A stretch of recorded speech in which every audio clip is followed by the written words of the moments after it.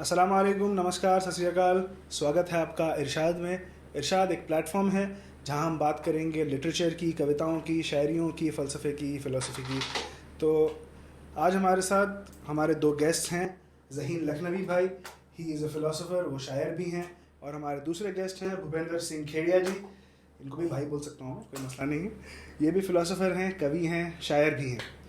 अब शुरू करने के लिए, क्योंकि आप लोग दोनों का एक common point of interest philosophy है, तो फ़िलासफ़ी से शुरू करते हैं कि फ़िलासफ़ी क्या है, उसमें क्या स्कूल्स ऑफ थॉट हैं, आप लोगों ने क्या सीखा है, आपका एक्सपीरियंस क्या रहा। शुरू करते हैं ज़हीन लखनवी भाई के साथ। ये सवाल अपने आप में ज़रूरत से ज़्यादा सर दर्द वाला है, because if you look eight philosophy का पूरा इतिहास और जो एकेडमिकली जिस तरह से फिलोसफी प्रोग्रेस हुई है पूरे टाइम में, there is no single consensus on what exactly is philosophy. तो एक स्कूल एनालिटिक फिलोसफी, ये दो डोमिनेंट ट्रेंड हैं बीते 100 सालों से। एक एनालिटिक फिलोसफी का है, एक कॉन्टिनेंटल फिलोसफी का। तो continental philosophy is basically philosophy जो पूरी की पूरी डेवलप हुई है आपकी यूरोप में, और एनालिटिक फिलोसफी जो लैंग्वेज सेंट्रिक ज़्यादा है। तो ये दो ट्रेडिशन है, थोड़ा इसमें मुठभेड़ है, मारधाड़ है, और फिलोसफी के कॉन्सेप्शन को लेकर भी दोनों में एग्रीमेंट नहीं। Then there comes eastern philosophy, there comes Islamic philosophy. तो अलग अलग रिलीजन और अलग अलग कल्चर से निकली फिलोसफीज भी है, चाइनीज फिलोसफी भी है। तो as such there is no single consensus, but the question is कि मैं किस डेफिनेशन के साथ बाय करता हूँ या जाता हूँ। तो एक फिलोसोफर हुए हैं, बहुत अच्छे एनालिटिक फिलोसोफर है, विल्फ्रेड सेलर्स। तो उनका एक डेफिनेशन है कि philosophy is making broadest possible sense of things in broadest possible way, the way they hang together, ऐसे करके। तो broadest possible sense में कैसे दुनिया भर की चीजें आपस में एक दूसरे के साथ जुड़ी हैं, कनेक्टेड हैं, and how they are making sense and how everything is operating. This is what a philosophy or a philosopher is supposed to do. तो yeah, और आपका नजरिया क्या है? यही है। यही कि हम सहमत हैं इनसे बराबर, नहीं या नहीं फिर एक नहीं, मैं ये तो फिलोसॉफी का सबसे पहली बात हो गई कि मैं पूरी तरीके से तो किसी की भाषा से, परिभाषा से सहमत हो ही नहीं सकता। ना, ऐसा नहीं है। डेफिनेशन पे कंसेंसस आते हैं। We move in philosophy with definitions. Socratic philosophy completely definition से ही आगे बढ़ रही है। तो एक बाकायदा होता है what is F. What is F is a concept जहाँ पे आप define करते हो कि what is something. जैसे knowledge की definition है, जैसे आप ले लो किसी knowledge की, justice की, virtue की, हर एक चीज की definitions है। तो यार you agree with definitions. So Sellers की definition या Sellers का जो intuition है philosophy को लेकर, वो है जिसके साथ मैं अपने आप को ज्यादा नजदीक पाता हूँ। भूपेंद्र भाई, आपके नज़रिए में क्या है फ़िलासफ़ी? डेफिनेशन तो उन्होंने बड़ा बताया कि बहुत वेग है, डिफाइन करना मुश्किल है। नहीं, कंसेंसस नहीं है। कंसेंसस नहीं, डेफिनेशंस तो आई हैं, बहुत सारे हैं। या but there is no single consensus that this is philosophy. So you can say this is science, this is physics. So it is basically कि आपके बहुत सारे स्कूल्स ऑफ थॉट हैं। हाँ। उसमें से हर इंसान अगर पढ़े हाँ। तो वो चूज कर सकता है कि भाई मुझे ये पसंद है या मैं इसके साथ एग्री करता हूँ, एक पर्सनल लेवल पे। आप ऑलरेडी बहुत चीज़ों से एग्री करते हैं और बहुत चीज़ों से डिसएग्री करते हैं, और कभी कभी ऐसी चीज़ें भी आती है जिनसे आप कंप्लीटली अग्री नहीं करते, फिर भी एक डाउट वाली चीज़ रहती है।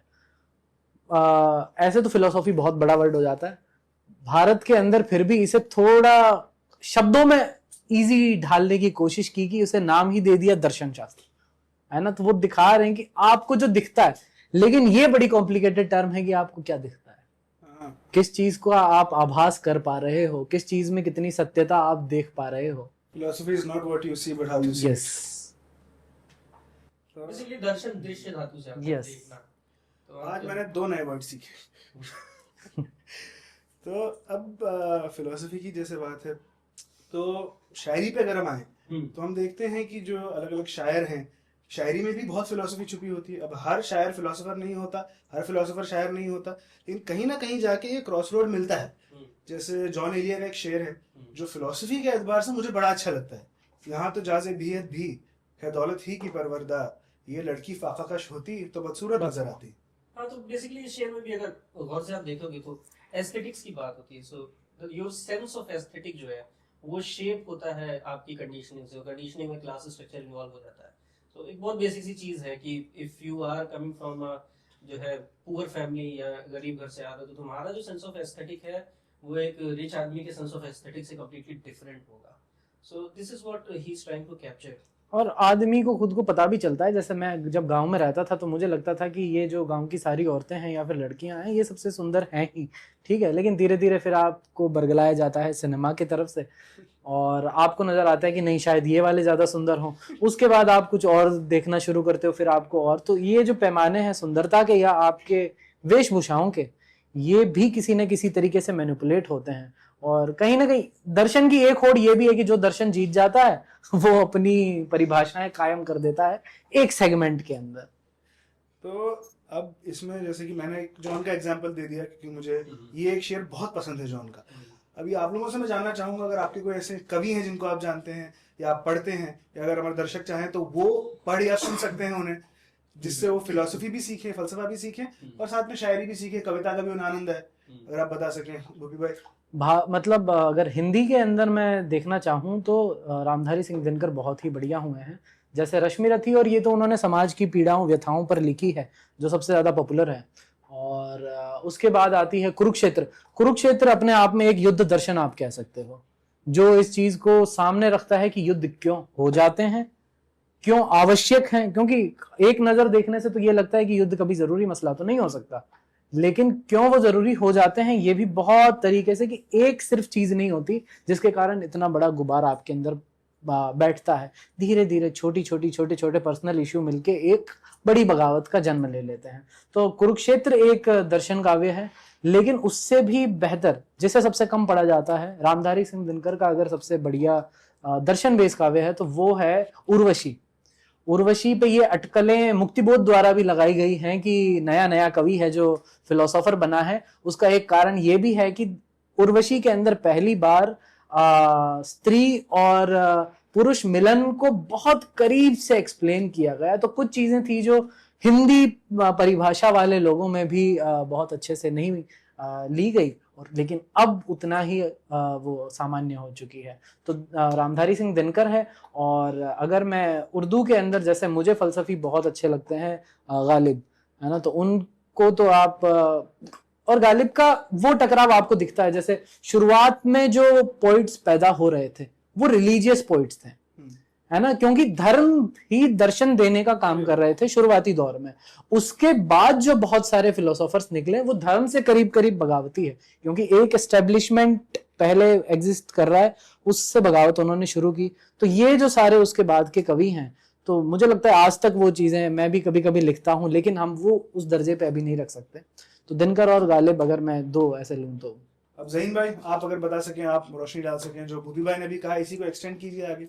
सो बेसिकली हिंदी में जो सबसे कमाल के जो है बीते कुछ सालों में दर्शन ग्रंथ लिखे गए, उसमें सबसे ऊपर मतलब काफी सारे जितने भी स्कॉलर्स हैं उनका मत है कामायनी को रखा जाता है। कामायनी को रखने का सिंपल रीजन ये है कि ये बात बहुत कम लोग जानते हैं कि जयशंकर प्रसाद खुद भी शैव दर्शन। टॉक सकूं आपको, कमायनी क्या होता है? कामायनी एक जो है ग्रंथ है, उसका नाम है कामायनी। दर्शकों के लिए मुझे पता था। नहीं हाँ ठीक है, मैं समझ गया। या वेल read है, digested quite a book।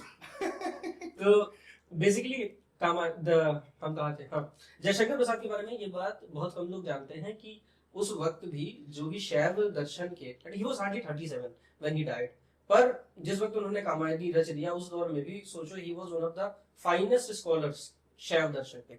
शैव दर्शन को अभी I would explain more, या उसे रहने देते हैं, लेकिन मेजर बात यह है कि इन दिनों शैव दर्शन ट्रेंड में चल रहा है। बीते कुछ सालों में 15-20 सालों में शैव दर्शन को फिर से खोद के एक्सप्लोर कर रहा है अभिनव गुप्ता एंड ऑल दैट, रस थ्योरी और दुनिया भर की चीजें। तो जैसे Jaishankar Prasad was a scholar of शैव दर्शन उस जमाने में, और उसके बाद उन्होंने जो है कामायनी लिखा था। कामायनी में सारा का सारा मेटाफोरिकल है, it is all about philosophy only, और हर एक चीज के मेटाफर्स हैं। सो दैट इज अ ग्रेट ग्रंथ। फिर आप अगर क्लासिक्स में चले जाते हैं तो आपको कबीर के यहाँ तो मिल ही जाता है, भरा पड़ा है दर्शन, उसमें आपको अद्वैत दिख जाएगा, द्वैत दिख जाएगा, सारे इंडियन फिलोसफी के स्कूल्स का काइंड ऑफ एमलगमेशन है। वहदतुल वजूद भी दिख जाएगा कबीर में, सूफीज्म तो है ही, तुलसीदास में है ही। देन वी हैव जायसी का पद्मावत। पद्मावत फिल्म तो बना दी दुनिया भर का जो भी हुआ, but one thing people hardly talk about is that it is a philosophical text जिसके ऊपर बात बहुत ही कम होती है। सो बेसिकली उस टेक्स्ट को बेसिकली पद्मावत को भी एक अद्वैत का ग्रंथ माना जाता है। हालांकि अलग अलग लोगों की अलग अलग इंटरप्रिटेशन है, बट ब्रॉडली जितना मैंने देखा है कि अद्वैत के साथ काइंड ऑफ क्लोजली अलाइन करते हैं। तो हिंदी और इसके ट्रेडिशन में तो काफी, उर्दू में अगर बात करें तो राइट फ्रॉम मीर तक ही मीर आपको जो है फिलोसफी दिखनी शुरू हो जाती है। ट्रू। मीर के टाइम से भी, अब जैसे मीर का शेर है, सरापा आरजू होने ने बंदा कर दिया हमको, वगरना हम खुदा थे घर दिले बेमुद्दा होते। कहने का मतलब यह है कि इंसान हमें किस चीज ने बताया, इंसान हमें उस चीज ने बनाया कि हमें आरजू आ गई, हमें इच्छाएं आ गई, और इच्छाएं ना होती तो फिर हम कुछ नहीं, तो खुदा ही थे। डुबाया मुझे बस इसी होने। हाँ, सो दिस ये वही जो पूरे के पूरे सब कॉन्टिनेंट में फिलोसफी चल रही थी, सूफिज्म में जो निकल के आता है, जो यहाँ की सब कॉन्टिनेंट की फिलोसफी में निकल के आता है कि इच्छा गाया, इच्छा माया, इच्छा नहीं जग भरमाया, उन सारी चीजों को एमालगमेट किया। गालिब यहाँ को फिर देखना शुरू करोगे तो मैंने इसके ऊपर रील भी बना रखी है, गालिब का शेर है, था ख्वाब में ख्याल का तुझसे मुआमला, जब आंख खुल गई नजरिया था नसूद था। फेस वैल्यू पे शेर बड़ा आसान सा लगता है कि हाँ भाई कुछ ऐसे, लेकिन जब तुम डिस्टिंक्शन पे क्लोजली जाओगे तो गालिब बता रहे कि जो व्यक्ति है वो डिफरेंट है ख्याल से, तो thought is different from my self, and this is what जो है प्रेजेंट डे माइंडफुलनेस और बुद्धिज्म के थ्रू चीजें प्रोपेगेट की जा रही हैं। फिर और आगे आएंगे आप तो इकबाल के यहाँ है काफी ज्यादा इस्लामिक जितने भी इस्तियारे हैं और जो भी इस्लामिक फिलोसफी है उनकी शायरी में कूट कूट के निकल के आती ही है। नीचे से भी काफी हाँ, प्रभावित नीचे बहुत इन्फ्लुएंस है, खुद ही को कर इतना बुलंद की जब नहीं नीचे में बहुत इन्फ्लुएंस है इस इकबाल के ऊपर। Iqbal he studied in Germany ना, और जर्मनी में नीचे का इन्फ्लुएंस है। फन फैक्ट इज कि नीचे की जो किताब है दस स्पोक ज़राथुस्त्रा, उसको बाकायदा सोल्जर्स को दिया जाता था, उसकी एक स्पेशल कॉपी बनाई गई थी सोल्जर्स को देने के लिए, और soldiers used to get motivated while reading it. So Iqbal was also very influenced by Nietzsche. बहुत लोगों को नहीं पता है कि हिटलर वाज इन्फ्लुएंस्ड बाय नीचे। हाँ, he was kind of influenced. He misrepresented yes Nietzsche. Exactly, He misrepresented. जो नीचे का कोई नेगेटिव वर्जन हो सकता था वो हिटलर हो सकता था। It started with नीचे की सिस्टर। नीचे की सिस्टर ने जो है नीचे की जो फिलोसफीज है while he was in asylum, yes उनकी सिस्टर ने उनको एंटीसेमिटिक ढंग से प्रेजेंट करना शुरू किया, उनकी सिस्टर और उसके हस्बैंड इन लोगों ने, और उसकी वजह से दिक्कत क्रिएट हुई। तो काफी वक्त तक लोग ये मान रहे थे कि नीचे वाज एंटीसेमिट, बट नीचे was not like that. Recent times में तो इस पे तो काफी काम हो चुका है, बट या देयर वाज सम इन्फ्लुएंस। जो हिटलर सुपरमैन बन के आ रहा है, Hitler was thinking himself as a superman, जो कि निकल के आ रहा है नीचे की फिलोसफी से। सो ये पोएट्री और फिलोसफी बहुत ही क्लोजली अलाइंड है, मतलब वेरी क्लोजली। दीदी और जीजा जी ने काम डाल दिया। तो अब अगर हम जाएं फिलोसफी से और शायरी, हम लोग कोशिश करेंगे कि इसी के आसपास गुफ्तगू को रखते हैं। तो शायरी में अगर अब आप लोगों की पर्सनल प्रेफरेंसेस मैं थोड़ा जानना चाहूँगा। आप लोगों का एक राइटिंग स्टाइल क्या है? राइटिंग स्टाइल से शुरू करते हैं, या इंस्पिरेशन आप कहाँ से लेते हैं? आप लोगों ने लिखना कैसे शुरू किया और कैसे ये सफ़र रहा है? ज़हीन भाई, अगर आपसे शुरू करना है तो। I'm still figuring out my writing style. मेरा कोई writing style अभी है नहीं. It's strange. I should have developed a style by now. The only thing जो मुझे दिखता है कि हाँ I experiment a lot, और वो जो पूरा का पूरा ट्रेडिशन का स्ट्रक्चर है उसके साथ ही मैं एक्सपेरिमेंट करता रहता हूँ। ज़्यादातर एक्सपेरिमेंट मेरे ज़बान के स्तर पे आते हैं और वो खुद ही होते हैं, ऐसा कुछ मैं जानबूझ के नहीं करता, दे जस्ट हैपन और बड़ी फ्लुएंटली कई बार हो जाते हैं। पर I don't think I have a writing style as of yet, या कोई ज़ौक भी मेरा तैयार हुआ है कि मैं इस ज़ौक की शायरी करूँगा। जैसे मान लो कि आप जो है फराज के पास जा रहे हो कि हाँ रूमानी शायरी होनी है, बशीर बट के पास जा रहे हो कि ज़िंदगी के आसपास होगी या रूमानी होगी, बट वैसा भी मेरा अभी it is not developed yet. बुब्बी भाई, आपका अगर कोई प्रोसेस है राइटिंग में कैसे आया, ये अगर मैं आपको बताऊं ना, तो इनिशियली क्योंकि अक्सर लोग बाग सच्चाई से थोड़े से दूर रह जाते हैं, जो भी अच्छे शायर बन जाते हैं या अच्छे कवि बन जाते हैं वो अपनी कहानी शुरू ही ऐसे करते हैं कि मैं उनसे प्रभावित हुआ था। लेकिन मैं आपको बताता हूँ कि मैं बिल्कुल 5वीं 6वीं के अंदर ही था, उससे पहले सिर्फ मैं कविताएं याद कर रहा था, स्टेज पे बोलना वगैरह होता था, किसी से प्रभावित वाला इतनी अच्छी समझ नहीं आती थी, लेकिन स्कूल में परफॉर्म करने के नंबर मिलते थे और प्राइज मिल जाता था। तो वहां से उसका सिलसिला शुरू हुआ था, और उसके बाद 6th क्लास तक आते आते आतिफ असलम और इनके गाने सुन रहे थे, तो गीत लिखने का एक थोड़ा सा चस्का चढ़ा था कि चलो इसके साथ राइमिंग बिठाते हुए चलते हैं। उसके बाद क्या है कि हमारे राजस्थान के अंदर एक रिदम पोइट्री चलती है, डिंगल और पिंगल जो पुरानी शैलियां हैं, जिसके पहले कवि रहे हैं चंद्र बरदाई, जिन्होंने तो काफी बड़ा ग्रंथ पृथ्वीराज रासो लिखा हुआ है ना। तो वो चीजें वहां के म्यूजिक में शामिल हैं। तो उससे आपका आइडिया बनता था। और उसके बाद मेरी मम्मी जो है वो थोड़े निर्गुणिया टाइप के लोग हैं, यानी कि कबीर और इनके पूरा जोधपुर का जो एरिया है वो निर्गुण विचारधारा का काफी समर्थक है। और दूसरा अगर आप तो कबीर की पोएट्री देखेंगे तो उसमें राजस्थानी जो है भाषा का यस, element बिल्कुल बहुत छलक के आएगी। वो बात हुआ ये पॉप कल्चर में कबीर को अवधिकृत कर दिया गया, तो लेकिन उनकी भाषा, हाँ, अगर आप पढ़ेंगे तो वो भाषा बेसिकली उसको खिचड़ी भाषा कहा जाता है, वहाँ पे यस, सब मिलेगा, मिली तो जुली आपको भाषा। उसमें जो है अवधि ये राजस्थानी भाषा का भी बहुत टच वो टच जो दादू और इनके साथ चल रहा है वो कबीर में भी आपको उतना ही देखने को मिलेगा। तो उनके भजन हमें रटवा दिए जाते थे और किसी भी रिश्तेदार के सामने आते कि चलो इसे याद है ये बोलेगा, तो वहां से ना एक रिदम कैच होना शुरू हुई थी। तो मैं गीत लिखना शुरू कर दिया था और उसके बाद में मैं तो इंडियन आइडल के बकायदा ऑडिशन वगैरह के अंदर भी एकदम फर्स्ट राउंड में ही रिजेक्ट होके आया था। आप मुंबई नहीं आ रहे।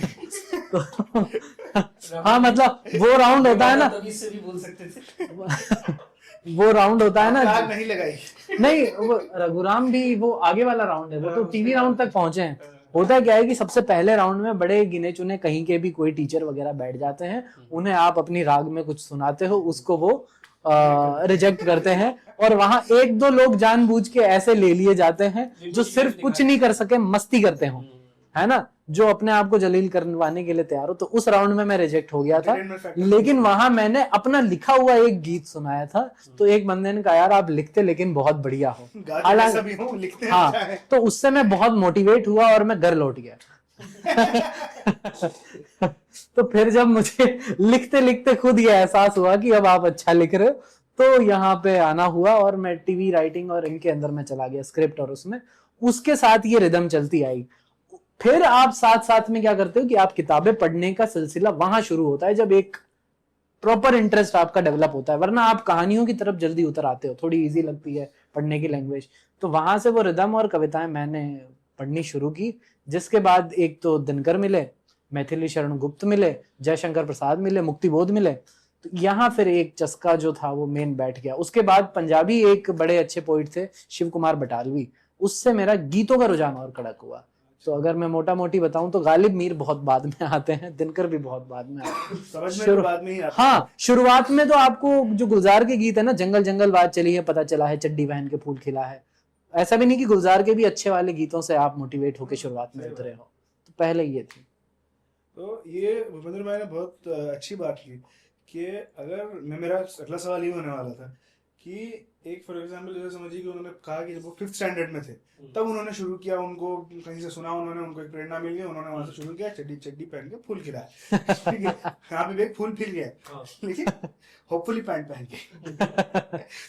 तो मेरा ये जैसे फॉर एग्जांपल अगर अब मैं आप लोगों को खुद का उदाहरण दूं, मैं ज्यादा पढ़ नहीं पाता, I am an auditory learner, मैं सुन के सीखता हूँ। तो जैसे मैंने अक्सर बहुत ज्यादा शायर को अगर सुना है, लेटेस्ट उसमें जो कंटेम्प्रेरी शायरी जिसे कर सकते हैं, खुमार साहब, मैंने सबसे ज्यादा खुमार साहब को सुना है, और उनके ऐसे तरन्नुम और शायरी नहीं है। क्या था उनका वो एक शेर जो है कि नजर में है जलते मकानों का मंजर, नजर में है जलते मकानों का मंजर, चमकते हैं जुगनू तो दिल कांपता है। वाह वाह, ये शेर तो मैं सुन के सीखा हूँ।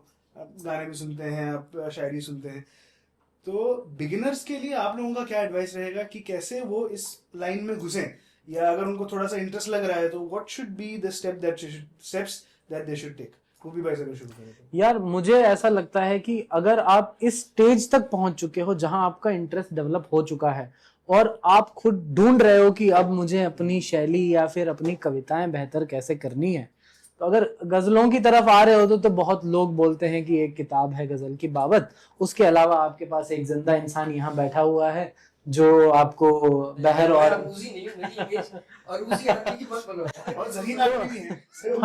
ज़हीन आदमी सो यार, तो सबसे पहला जो स्टेप है वो ये है कि आप जितना पढ़ सकते हो उतना पढ़ो, पढ़ो ज्यादा, लिखो कम। और उसके भी बाद आप जितना लिख रहे हो उसमें रिजेक्ट करना सीखो कि यार ये अच्छा नहीं आया है। हर चीज दिल पे ले लेनी अच्छी बात नहीं होती। बहुत सारे लोग क्या होते हैं, ये मेरे बहुत दिल से निकली है, लेकिन ना उसमें इम्पैक्ट क्रिएट हुआ है। क्योंकि अगर आप गौर करोगे तो आप ये पाओगे कि किसी से आपको प्यार होता है या फिर किसी से आपकी दुश्मनी है, आप बातचीत में और अच्छे तरीके से व्यक्त कर देते हो। सही बात। अगर आप शायरी तक आ ही रहे हो, कविताओं तक आ ही रहे हो, तो कम से कम उस लहजे से तो बेहतर होना चाहिए ना कि अगले के दिल को उतना छुए। तो वरना आप बात कह सकते हो, मुझे तो ऐसा लगता है। तो आप पढ़िए, और वो चमत्कार जो शब्दों वाला है, जो भावनाओं को ठीक तरीके से ठा करके लगाता है आपके दिल पे, उसके लिए आपको पढ़ना भी पड़ेगा और लगातार लिखना भी पड़ेगा। और जावेद अख्तर साहब जैसे जैसे कहते हैं कि पढ़े लिखे शायर बनो, लिखे लिखे शायर ना बनो। बिल्कुल बिल्कुल। और लिखने का भी स्कोप वही है जो आज से बहुत पहले से ये वाक्य चले आ रहे हैं कि करत करत अभ्यास के जड़मती होत सुजान, रसरी आवत जात है सिल पर परत निशान। बहुत पुराने चल रहे हैं कि भैया बहुत ज्यादा अगर आप करते रहोगे तो वो जो रस्सी है पानी निकालने की, पहले कुएं से पानी निकाला जाता था, तो वो भी पत्थर पर निशान छोड़ देती है। तो यही बात है। हमारे कुछ दोस्त हैं जो बहुत आगे बढ़ चुके हैं इसी चक्कर में, क्योंकि मेहनत बहुत करते हैं। और अच्छे शायरों के साथ एक सबसे बड़ा हादसा ये है कि आलसी बहुत होते हैं। I agree. इसलिए भी है कि बहुत कम लोग जान पाते हैं। ज़हीन भाई, अगर आप एक बार प्लीज सॉरी आप रिफ्रेश कर दीजिए, क्या था क्वेश्चन? मेरा क्वेश्चन ये था कि जैसे फॉर एग्जांपल अगर किसी को शायरी में या लिखावट में या लिटरेचर में अगर इंटरेस्ट आया है, तो बिगिनिंग बेबी स्टेप्स को क्या ले सकते हैं कि इसको और एक्सप्लोर करें, इसमें और अच्छे से घुसें और इस दुनिया को एक्सप्लोर करें। तो बेसिकली अच्छी चीज ये हो चुकी है कि फ्री में आपके पास यूट्यूब पे दुनिया भर की चीजें पड़ी हैं। तो आप तहजीर हाफी को सुन सकते हैं, पुराने लोगों को सुन सकते हैं, जवाद भाई को सुन सकते हैं, इंडिया के भी जो शायर है आप सुन सकते हैं। हालांकि आप सबसे पहले किस तक पहुंचेंगे? जो सबसे फेमस है। आप जॉन भी सुन सकते हैं, पर मैं हमेशा कहता हूँ शुरू में जॉन को ना सुना जाए, क्योंकि वो आपकी साइकी कैप्चर कर लेता है, ऐसा शायर। तो शुरू में अवॉइड करना चाहिए। पर हाँ, ये सारे जो शायर हैं जो भी आपको दिख रहे हैं आप देख सकते हैं।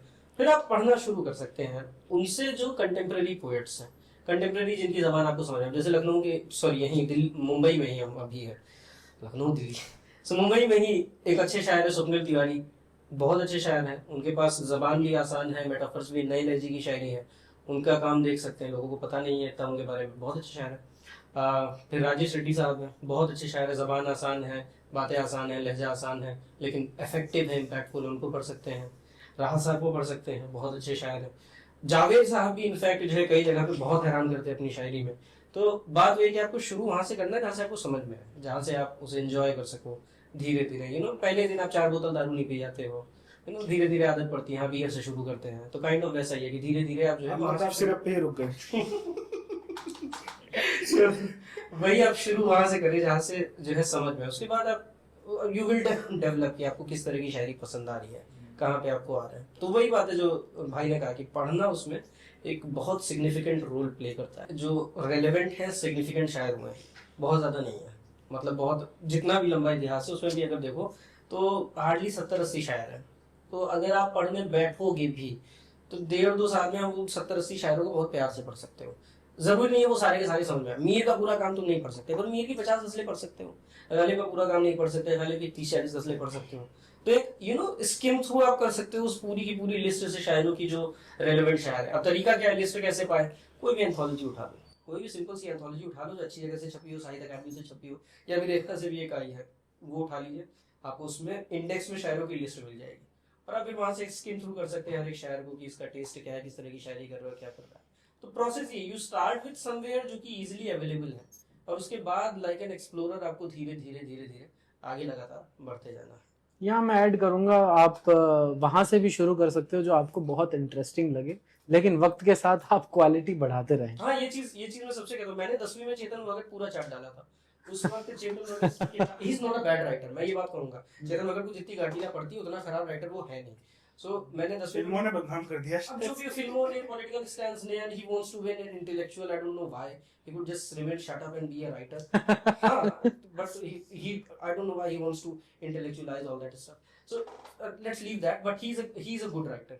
मतलब उससे भी कचरा लोग हैं जिन्होंने किताबें लिख के छाप रखी है, तो इतना भी खराब नहीं है चेतन भगत। तो मैंने भी 10वीं तक चेतन भगत पढ़ा, बट पॉइंट ये है कि मैं by the time I am graduating मैं उसी तरह की राइटिंग में नहीं अटका हूँ ना। हर तरह की राइटिंग की अपनी ऑडियंस है। आपको अपना टेस्ट और रेगुलर डेवलप करना है, आपको और बेटर टेस्ट की तरफ जाना है।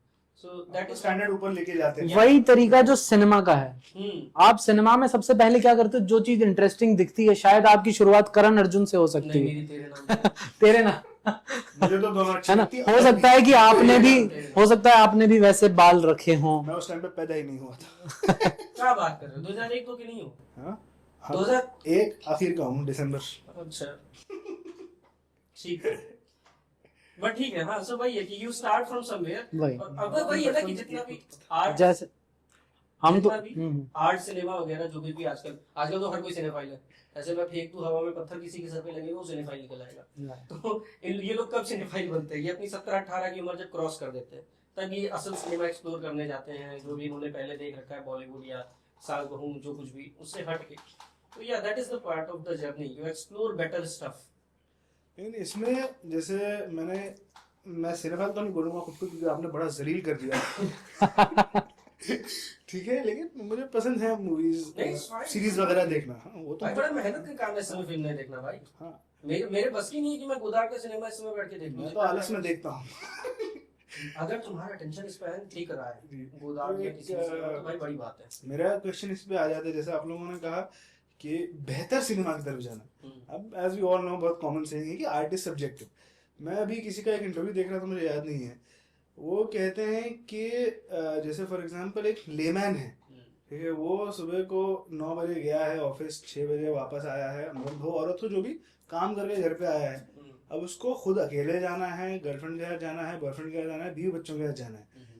अब वो जाके अगर फिल्म देखे, ठीक है, उसको एक जगह पे लगी है गोलमाल 3, जहाँ पे वो जाएगा 2 घंटा हंसेगा, अपने गम भुला के वापस आ जाएगा।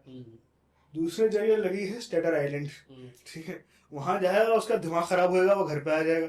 वो हाँ सॉरी, शटर आइलैंड, ठीक है, मैं स्टटर कर दिया। ये अली भाई का पूछने का क्राफ्ट था। हाँ, इससे साबित होता है जहीन भाई भी सिनेफाइल है। अक्सर लोग जो आपका लेमैन बोलते हैं जैसे भी है, कि वो लोग देखते हैं सिनेमा को as a form of entertainment.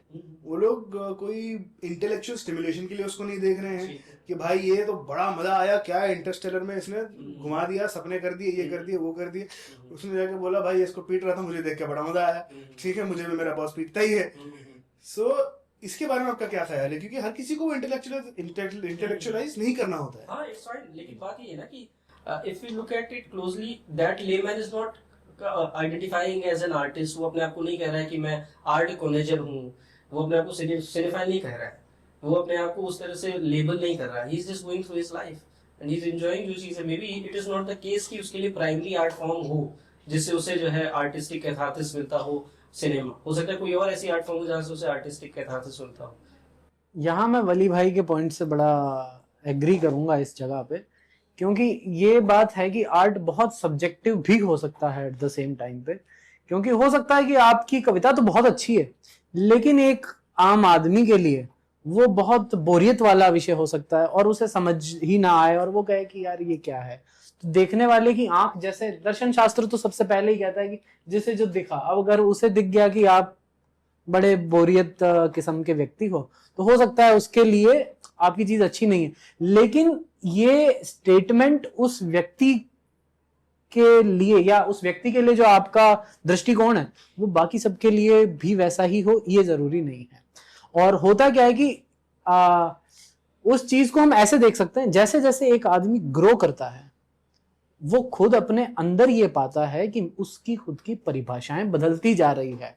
ठीक है, तो वो आदमी जो एक वक्त पे तेरे नाम या फिर कुछ मूवीज को बहुत ज्यादा अच्छा बताता था, वक्त के साथ वो कहता है कि नहीं यार ये वाली मूवी तेरे नाम is still good. For the record, तेरे नाम मैं हूं आज तक मुझे तो पसंद है देखने यार, बट उससे अच्छा जैसे तुम्बाड़ बन चुकी है अपने यहाँ, जो नॉमिनेट होके भी नहीं आती। बहुत सारी मल्लू मूवीज वगैरह यहाँ पे बहुत अच्छी बन रही हैं।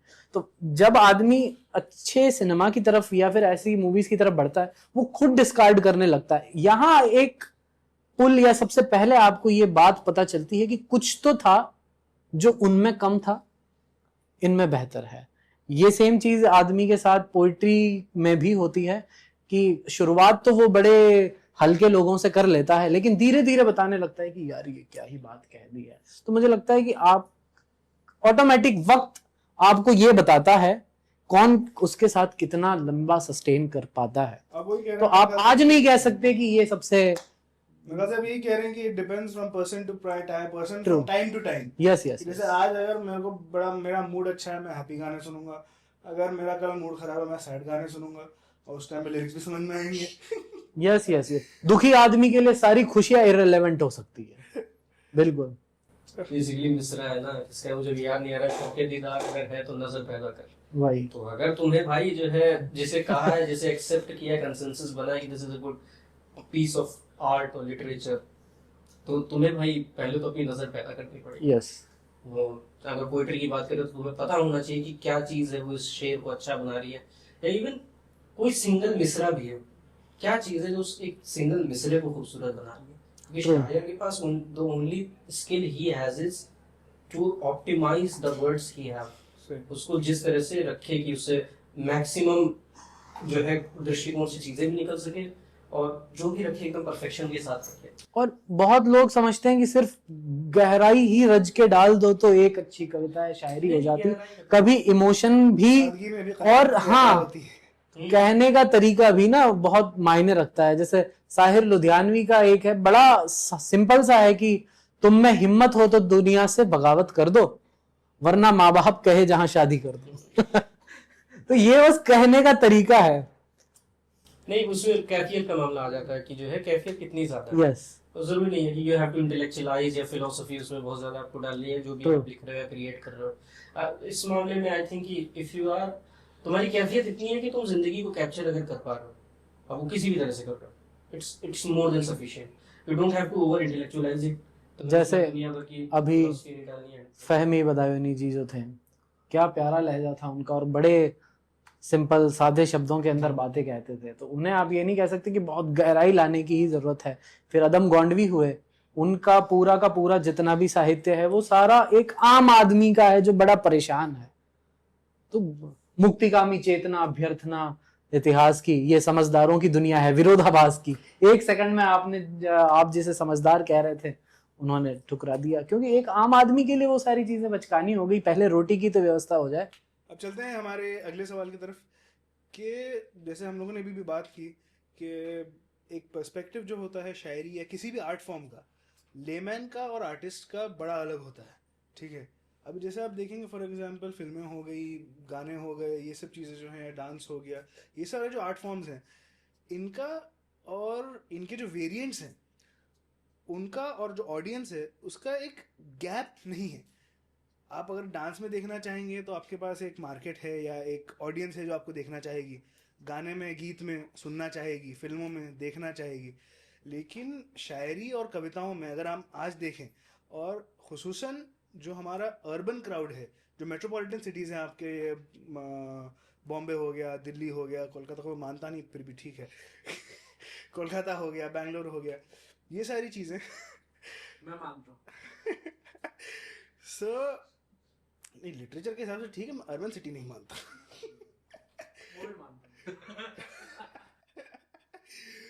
क्वेश्चन में बस आते हैं, तो इन सब जगहों पे वो ऑडियंस को एक बोलते ना कि उस गैप को ब्रिज करने के लिए हम क्या कर सकते हैं। जैसे आज के टाइम पे अगर हम देखते हैं तो ऑर्गेनाइजेशंस में, आज हम जिस प्लेटफॉर्म पे हैं, इंशाद करके एक प्लेटफॉर्म है, मुंबई पोएट्री सर्किट है, फिर रेख्ता है जो आई थिंक फिलहाल सबसे बड़ा एक ऑर्गेनाइजेशन है which is bridging that gap. तो इस गैप को ब्रिज करने के लिए या इस मार्केट को वाइडन करने के लिए हम क्या कर सकते हैं। जैसे for example stand up comedy जो है, एक टाइम पे उसे सीन कहा जाता था, एक सर्किट कहा जाता था, आज के टाइम पे वो एक इंडस्ट्री है। So how can we revive that in poetry, because आज से अगर आप 10, 20, 30 साल पहले देखेंगे तो ये भी एक इंडस्ट्री थी जहाँ पे शोरा होते थे, वो लोग आके परफॉर्म करते थे, कवि सम्मेलन बड़े बड़े होते थे, जो आज भी आपके यूपी में, मेरे ख्याल से लखनऊ, कानपुर वगैरह में आज भी होते हैं। लेकिन बड़े शहरों में मॉडर्न एक ऑडियंस जो है आपके सामने, वो कनेक्ट नहीं हो पा रहा। तो आप लोगों के हिसाब से वो कैसे हो सकता है, क्या कर सकते हैं? भूपी भाई, अगर आपसे शुरू करें। यार मुझे ऐसा लगता है कि समय के साथ ना लोगों ने कविता को थोड़ा कम सीरियस लेना शुरू कर दिया, और जैसे एक गुठली की तरह ट्रीटमेंट उसका रख दिया कि आप उससे सारा दलिया दल तो आप चूस लो और गुठली गुठली फेंक दो। तो वरना क्या है कि आपकी जितनी सिविलाइजेशन आज एग्जिस्ट कर रही है और आपकी भाषा जो आपको मेमोराइज हो गए हैं इतने सारे शब्द, ये एक वक्त पे कविता के द्वारा ही जिंदा रखे गए हैं। वरना ये पॉसिबल नहीं है कि आप इतने सारे शब्द याद रख पाओ। एक बीट रिदम तक आप ये जानकर भी हैरान होंगे कि आपका म्यूजिक एटलीस्ट भारत या फिर पौराणिक भाषाओं में, जहां पर सबसे पहले भाषाएं उस चरम तक पहुंची, उसमें म्यूजिक तक भाषा से निकल कर आता है कि आप टेक्निक विकसित कर रहे थे साथ साथ कि इन चीजों को कैसे बहुत ज्यादा याद रख पाए।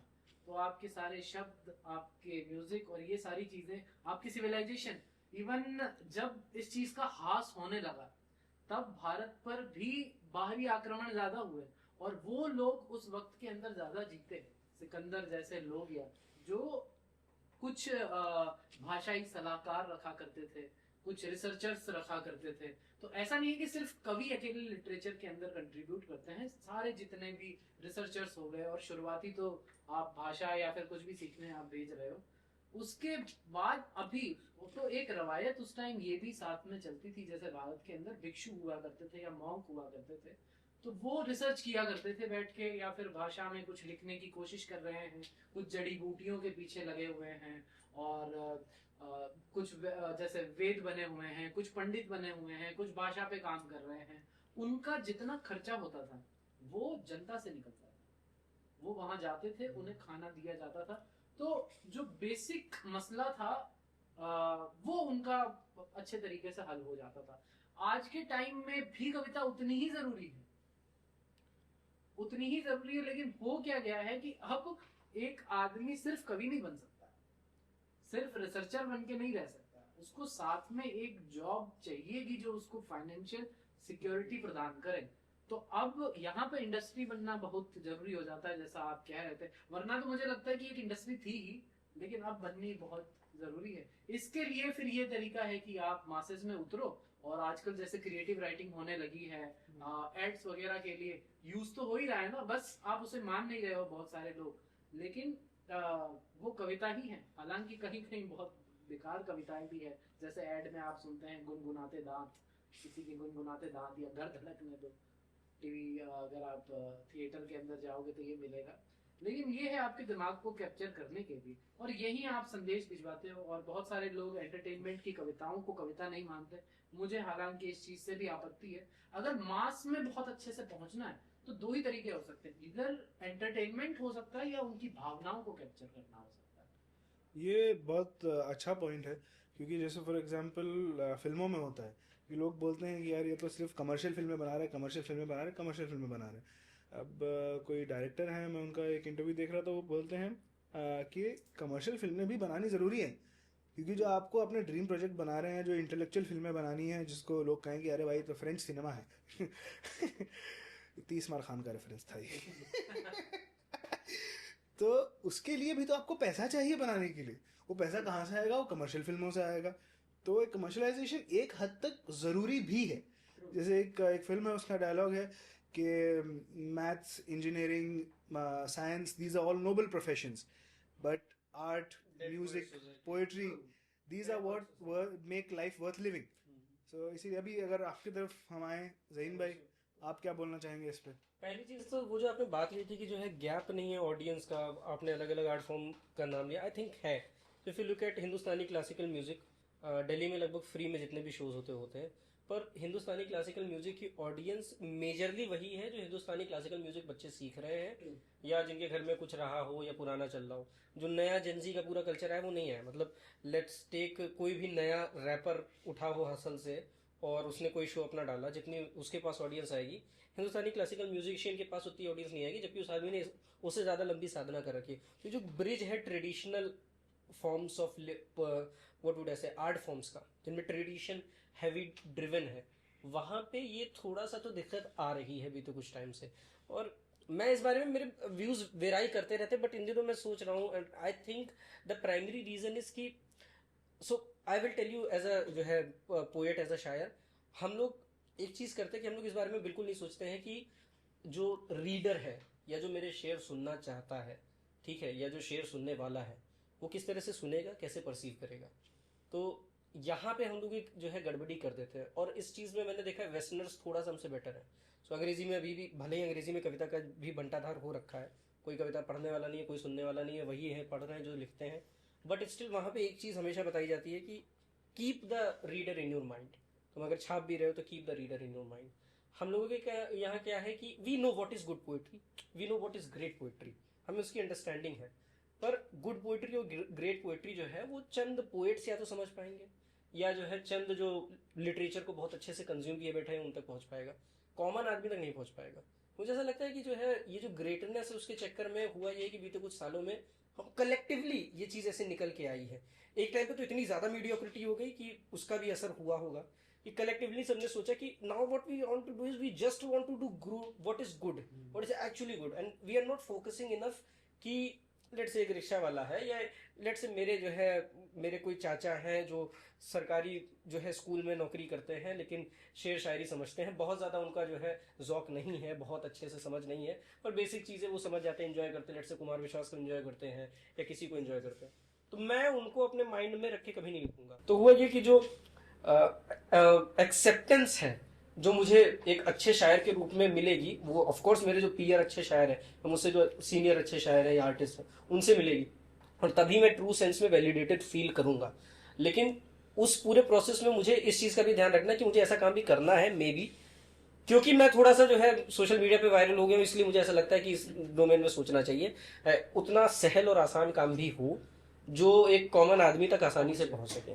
सो वो बैलेंस स्ट्राइक करना, लेकिन इशू यहीं पे आ जाता है, वो बैलेंस स्ट्राइक नहीं हो पाता है। मतलब बहुत बड़े बड़े शायर हैं, बहुत फेमस शायर हैं हिंदुस्तान पाकिस्तान में जो इस बैलेंस को संभाल नहीं पाए। आई don't know how film makers do it, पर शायरी में और लिटरेचर में ऐसा नहीं हो। I think it is place of comfort आपका बन जाता है, जहाँ पे आपको पता है कि हाँ ये तो चलो आसानी से निकल रहा है, तो आप निकालते निकालते उसी से निकालते रह जाते हो, उसी जोन से, उसी स्टेट ऑफ माइंड से लिखते चले जा रहे हो। पर जो पहले आप रिगर कर रहे थे, जहां से आप निकाल रहे थे चीजें, जिस जगह से भी आप शेर निकालने की कोशिश कर रहे थे, जिन जावियों से आप उसे एक्सप्लोर कर रहे थे, वो आप नहीं कर पाते हो। तो वो जो पोजीशन ऑफ कंफर्ट है और वो जो दूसरा डिस्कम्फर्ट है, उसका भी इशू आता है। तो बहुत बड़े बड़े शायर जो अपने ज़माने में बहुत अच्छे थे, अभी वायरल होने के बाद उनकी अगर पोएट्री और सारी चीज़ें देखो, दिन ब दिन खराब होती चली गई। मुझे ऐसा लगता है इस पर्टिकुलर मुद्दे पे होता क्या है कि जब आप एक वक्त आता है आप ये देखते हो कि यार मैं लिख तो बहुत सारा रहा हूँ लेकिन पब्लिक के बीच नहीं जा रहा, तो एक आर्टिस्ट को कम से कम अपने आर्ट की थोड़ी वैलिडेशन तो चाहिए। जब वो मिलनी शुरू करती है तो उसे पता चलता है कि वो ब्रिज जो मैं ढूंढ रहा था वो मुझे अब मिल गया है। वैलिडेशन का मामला, sorry to interrupt, but validation का भी मामला है। जैसे फॉर इंस्टेंस अभी कोई 18-19 साल का शेर कहना शुरू कर रहा है लड़का, उसने मुझे देख लिया है, लेट्स से उसने ठीक ठाक मुझे इंस्टाग्राम पे देखा है, उसने शेर में 1.5 साल में वो मान लो उसने मेहनत कर कर आके शेर कह ली। अगर मैंने उससे कह दिया कि भाई तुम्हारी ये गजल अच्छी हुई है, तो उसके लिए वैलिडेशन 10-15 लोगों की वाहवाही से बेटर होगा। तो यहाँ पे वैलिडेशन भी नहीं है, वो ऑडियंस को माइंड में रखना बड़ा जो है इशू हो गया, जिसको कम्प्लीटली निगलेक्ट कर रखा है।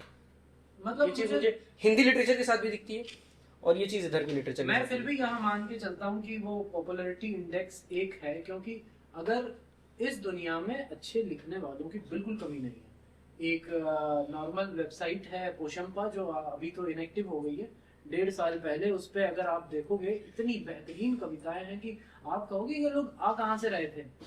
और तो लिखने वालों की कहीं कमी नहीं है।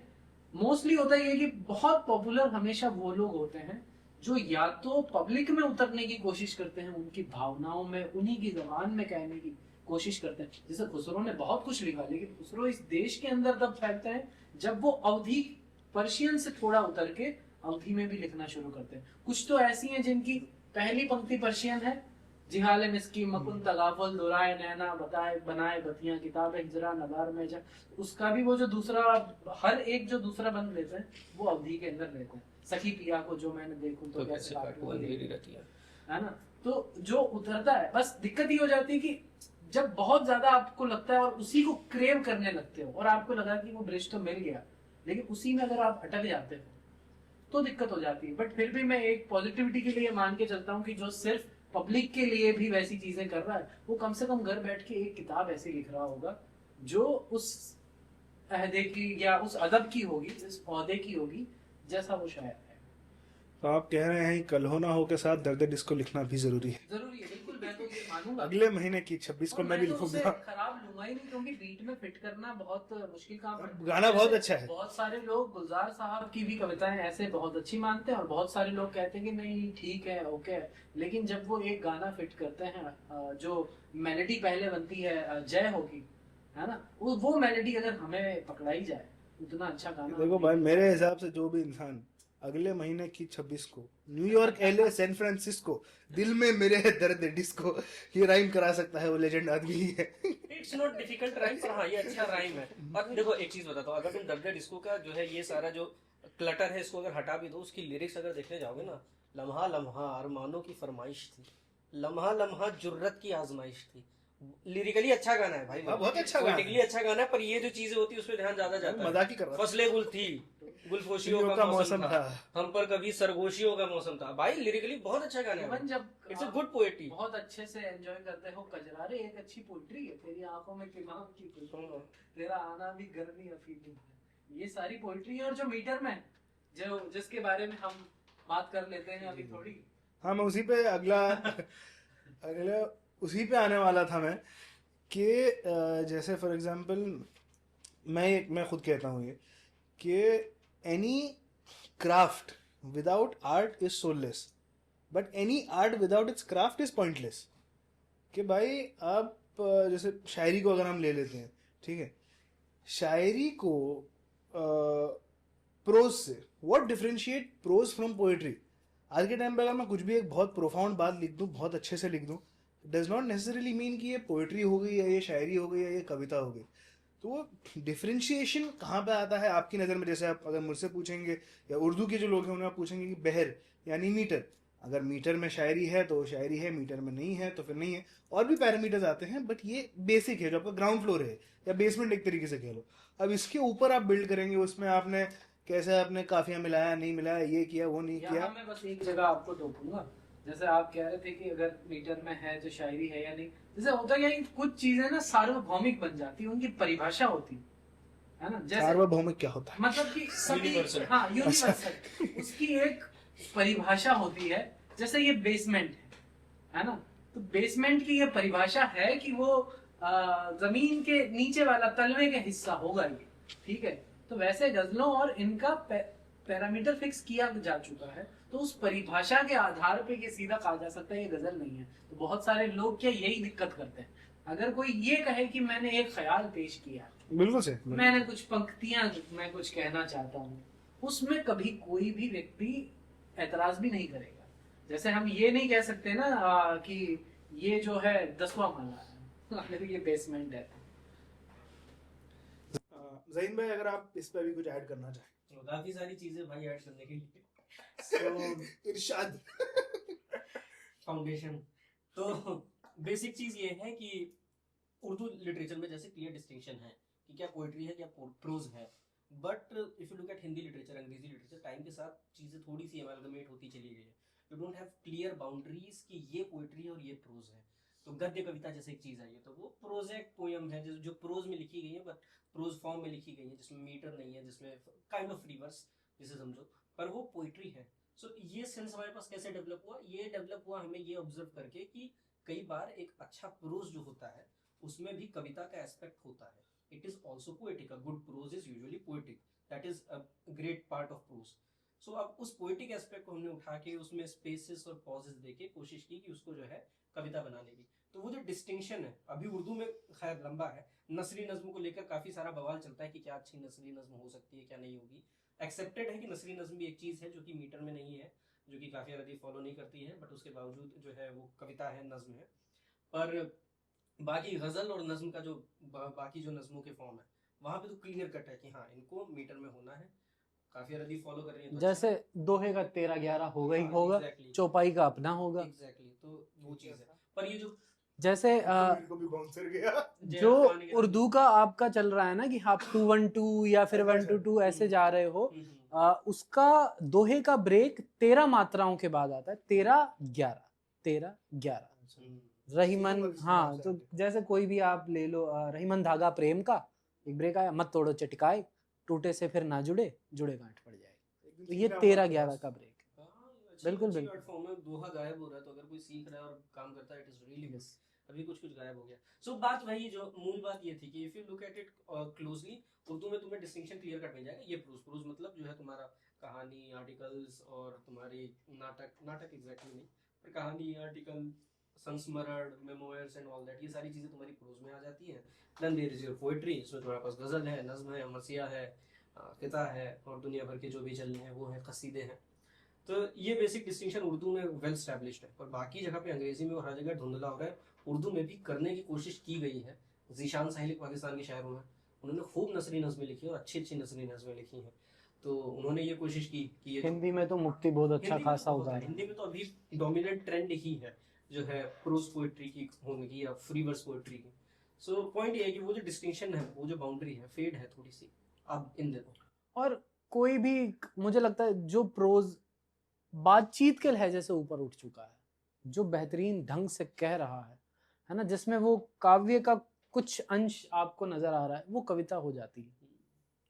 तो अगर हम पोएट्री की या लिटरेचर की बात करें तो पर्सनली मेरी लाइफ में जो सबसे बड़ा चेंज मैंने देखा है आफ्टर गेटिंग इनटू शायरी आप कह लो, लिटरेचर कह लो, जो भी आप कह लो, कि I have learned how to articulate myself in the most efficient and the most explanatory manner at the same time, कि मैं कितने कम अल्फाज में कितनी ज़्यादा से ज़्यादा बड़ी से बड़ी बात कह सकूँ। ये मेरे ज़िंदगी में एक पॉजिटिव चेंज आया है जो मैं खुद इम्प्लीमेंट करता हूँ। कि हो सकता है कभी कभी ऐसा भी होता है कि वह 9 महीने तक एक गज़ल एक शेर नहीं हो रहा, लेकिन उस 9 महीने में मैं उस शायरी को जी रहा हूँ। किस तरीके से कि जब मैं गुफ्तगू करता हूँ, बात करता हूँ, तो मैं बहुत कम अल्फाज में बहुत अच्छी अच्छी बातें, बहुत बड़ी बड़ी बातें कह पा रहा हूँ। तो मुझे ये जानना है कि आप लोगों की ज़िंदगी में क्या ऐसा कोई बदलाव आया है? आप लोगों ने what have you taken home from poetry, or what has poetry contributed in your life except for it being just an art form? मेरी जिंदगी में तो पोइट्री ने वो लड़का जो शायद बहुत लोगों से उतनी ज्यादा बातें नहीं किया करता था, हालांकि अभी भी मैं थोड़ा तो चूजी हूँ, लेकिन सबसे अच्छी चीज ये होती है कि किसी से भी बात करना इतना आसान हो जाता है कि टॉपिक बहुत सारे हैं। कविता है ना, आपका दिमाग और आपके आयाम खोलना शुरू करती है। आप हंस क्यों रहे हैं? कह रहे मेरे से उतनी बात नहीं कर रहे फिर। ये बात नहीं करते, ये कम वाला है। ज्यादा वाला कितना होगा? So, हाँ, चूजी है, तो जहाँ चूजी होते हैं वहाँ पे ज्यादा ही वहाँ Yes, चूज ही yes. लेते हैं फिर। Yes yes. बहुत बढ़िया। तो क्या है कि अच्छे इंट्रोवर्ट की खासियत भी यही होती है कि वो हर जगह इंट्रोवर्ट नहीं होता है। खैर मैं तो हूं भी नहीं। लेकिन ये तो वो आपको एक इंटरेस्टिंग शख्स बना देती है। और ये भी कारण है कि सबको नहीं, हालांकि मुझे ऐसा लगता है कि कुछ कुछ शायरी के या कविताओं के बावजूद भी बोरिंग रह जाते हैं, लेकिन जो एक्सप्लोर किए जा रहे हैं, एक आदमी से बात करने का सबसे अच्छा जरिया है आपकी भाषा, बातचीत। और उसमें भी अगर आपको ठा करके वो एक जो वजन है वो गिराना आ गया कि अरे भाई यहाँ पे वो बात हिट हुई है, तो बड़ा आसान हो जाता है। यही कारण है कि ये सारे एडवर्टाइजमेंट, ये लेंस कार्ट वाले, ये जोमेटो वाले, ये कवियों को हायर कर रहे होते हैं कि प्रोज लिखो। बाबू सोना आज मैं भूखा हूँ। तो जो भी उनका रिदमेटिक चल रहा है, ऐसा लगता है कि आपकी कोई गर्लफ्रेंड ही बैठी हुई है। जोमेटो की नोटिफिकेशन जाते हैं। ट्रू। वली भाई मेरी तरफ देखिए ना। मैं मुसलमान हूँ इसीलिए भाई बोल के ही बुला रही है। ये गलत है। ठीक है ज़हीन भाई, अगर इस पे आप ऐड करना चाह रहे हो। यार पर्सनली आई वुड से जो सबसे बड़ा डिफरेंस आता है, जो सबसे बड़ी तब्दीली मैंने महसूस की है, वो है कि ज़बान एनरिच हुई है मेरी। जिन शब्दों का मैं इस्तेमाल करता था बोलते वक्त, जिन बातों को जिस तरह से कहता था, वो थोड़ा सा चेंज होता है, काफ़ी चेंज होता है। बाकी मेरा थोड़ा सा वो डिसोसिएशन भी चलता है। आई am not poet all the time, I am not even philosopher all the time. तो वो जैसे मैं अभी यहाँ बैठा हूँ, आई एम नॉट दैट पर्सन जो शायरी करता है या जो फिलोसफी करता है, तो वो डिसोसिएशन लगातार मेरा बना रहता है। तो उस सेंस में मेरा नुकसान हुआ एक्चुअली। तो पोएट्री करने की वजह से, शायरी करने की वजह से मेरा प्रोज खराब हो गया। अब यार तुम 2 लाइन में कह के निकलने की आदत पड़ गई। अब भाई प्रोज में भाई तुम लिखे बैठे हो, किए जा रहे हो, 1.5 घंटा बैठा, हाँ यार कुछ तो हुआ है, इसमें काट पीट कर रहे हो। वो एक एस्पेक्ट है जो इनफैक्ट मेरे से छिन गया। तो मुझे इस चीज का थोड़ा सा मलाल होता है कि वो जो रिगर, क्योंकि गद्य जो भी लिखता है वो बेसिकली मजदूर आदमी है, कोई भी अगर प्रोज लिख रहा है। मलाल से याद आया, मेरा एक शेर था जो शेर नहीं था।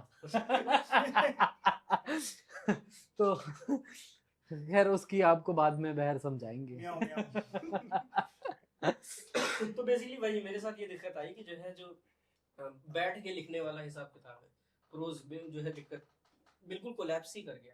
तो मेरे लिए एकेडमिक राइटिंग भी एक जो है बहुत बड़ा इशू हो जाता है, बैठ के लिखना। क्योंकि आदत पड़ गई है कि हाँ भाई जब फूटेगा तो भाई गजल निकल आएगी या 2-3 शेर हो जाएंगे, अपना काम हो गया, चिल घूम रहे हैं।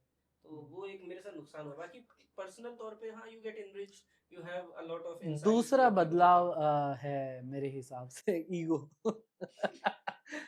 शायरों को जो ईगो दे देती है उनकी हाँ वो बहुत भाषा, वो तो है। उनका सलीका, हाँ, वो बहुत वो तो है। वो वहां से वो जो हम भी कुछ हम भी कुछ हैं, वो थोड़ा सा निगेटिव और सब में आ जाता है, ऐसा नहीं कि हम में नहीं है। जैसे भाई क्रिटिक बने हुए हैं, है ना, वो एक ईगो है कि अब मैं वो उतना सक्षम हो चुका हूँ कि मैं नहीं उस नहीं, जगह पे आ सक्षम गया तो मैं पहले दिन से था। ये सक्षम मैं ये पहले- यही हमारी लाइव शायरी उदाहरण की है। दुनिया की अनुपमा चोपड़ा। यही लाइव उदाहरण है। सक्षम में पहले दिन से था, मैं बोल नहीं रहा था। अब बोलता हूँ क्योंकि because let's say spoken word से जो लोग निकले, जिन्होंने कहा कि हम शायरी कर रहे हैं, अब उन्होंने शायरी के नाम को कैश कर लिया, एक कल्चरल वैल्यूज की उसको कैश कर लिया। पिछले 5 साल से कोई तब्दीली उनके काम में नहीं आई। तो आप एज अ पर्सन देख रहे हो ना कि जो है 5 साल में क्या क्या हो सकता है, क्योंकि 5-6 साल का आपका भी सफर है, तो आप देख रहे हो आप कितना चेंज कर रहे हो, आप क्या लिख रहे हो, क्या पढ़ रहे हो एंड ऑल दैट। उधर कुछ नहीं, उन्होंने भूल से 4 शायर का नाम नहीं रिकमेंड किया होगा जिनका किसी ने नाम ना सुना हो। तो इस स्केल पे एक आध नाम हो जाए किसके लोगों के। हाँ हाँ अरे यार स्पोकन वर्ड वाले मेरे से वैसे ही बोल रहे रहते हैं, क्या ले ले। I am sitting here today, I will sit Yeah, here yeah. tomorrow. ये मेरी स्पोकन वर्ड पे कोशिश। इरशाद वालों को बुलाना रहता है ना स्पोकन वर्ड वालों को। फाउंडर साहब कह रहे हैं तो मेरे सारे दोस्त हैं, मैं तो सुनना चाह रहा हूँ।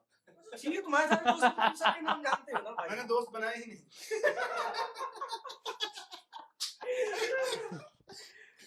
एक है मेरा दोस्त, मैं तो उसका नाम भी ले सकता हूँ, लेकिन- घड़ियाल। वो बड़ा भड़कता है मेरे पे, लेकिन बड़ा मजा आता है। लेकिन एक बात है गलतियां या फिर ये उन्होंने किसी भी, या फिर हो सकता है कि ग्रोथ भी बहुत कम ना के बराबर की हो, लेकिन एक चीज मैंने हमेशा देखी है कि शायरों ने हमेशा अपना भाषाई सलीका तो बहुत उम्दा कर दिया, लेकिन आज का ज़माना थोड़ा शो पीस का भी है ना, आपको दिखाना पड़ता है स्टेज पे। और जितना मैंने अभी तक देखा है स्टेज पे, मुझे सबसे कच्चे अभी तक शायर लगे हैं। और स्पोकन वर्ड वाले इतना कहर ढा रहे हैं, इमोशन इस लेवल पे अटैच होता है कि पब्लिक रोक नहीं सकती, रोते हुए आपको नजर आएगी। शायरी यही काम वाहवाही तक निपटा रही है। शायरी को आज भी स्पॉन्सर्स की जरूरत पड़ रही है ऑडिटोरियम भरने के लिए, कभी कोई गवर्नमेंट संस्था करवा रही है, कभी कोई और करवा रहा है, लेकिन स्पोकन या फिर ये आर्ट फॉर्म कुछ ऐसे हैं जो पब्लिक के अंदर तक, नसों तक उतर गए हैं, वो नहीं, तो खुद आने के लिए तैयार नहीं। उसका रीजन है, शायरी प्राइमरली परफॉर्मेटिव आर्ट फॉर्म है।